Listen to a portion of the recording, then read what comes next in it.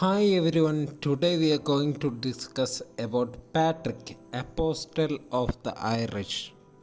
Little is known about Patrick's early life, and the facts are mostly gleaned from his confession. His Latin name was Patricius, though he was along known by a British name Susette. He was a native of Britain and his home was near the west coast.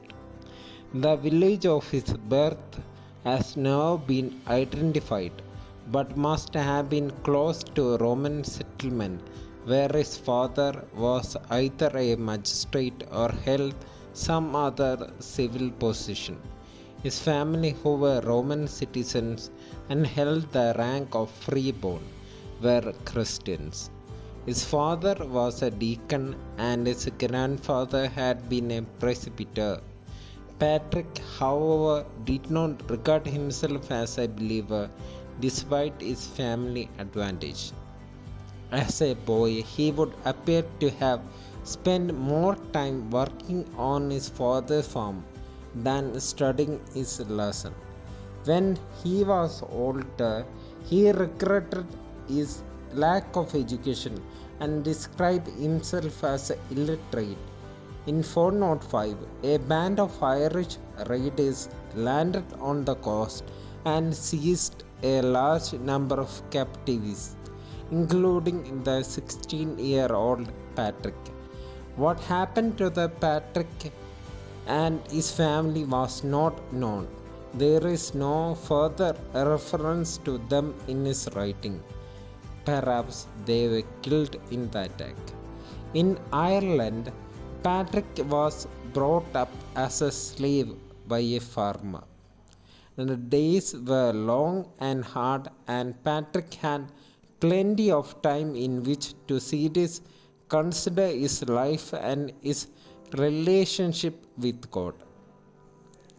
One night in his sleep, he heard a voice telling him he was to leave the farm and make for the coast, where a ship would be ready for him. He obeyed the heavenly vision and, on reaching the coast, found a ship soon to cast off its moorings. The masters refused to take him on board, but after praying to the god, Patrick returned to the ship and was this time taken on a member of the crew. It was during his stay in Britain that a friend from Ireland called Victorious came to him in a vision. He gave Patrick a letter to read, and that moment he heard the voice of those who were beside the wood near the western sea, calling, "Please, holy boy, come and walk among us again and again." Their cry pierced his heart, and Patrick awoke from his dream. Believing this to be a call from God to the Gospel of Ireland, Patrick left for further studies and to prepare himself for his work.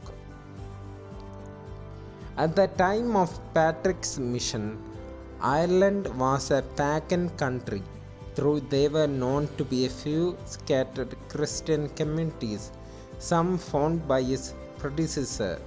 His aim was to encourage these believers and to reach the outlying region as yet untouched by the gospel. He landed in Ireland in 433 on the east coast and was welcomed by a local chief, Dichu, whose fortress was Downpatrick.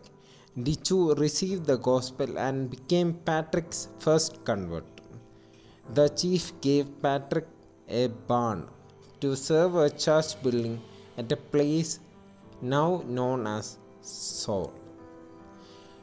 Much of our knowledge of Patrick's life is gained from two of his own works, Confessions, written fairly late in his life, and his letter to the subject who was the British king Corticus, but were written in Latin, a language at which he was not very proficient, but it was the language of the church.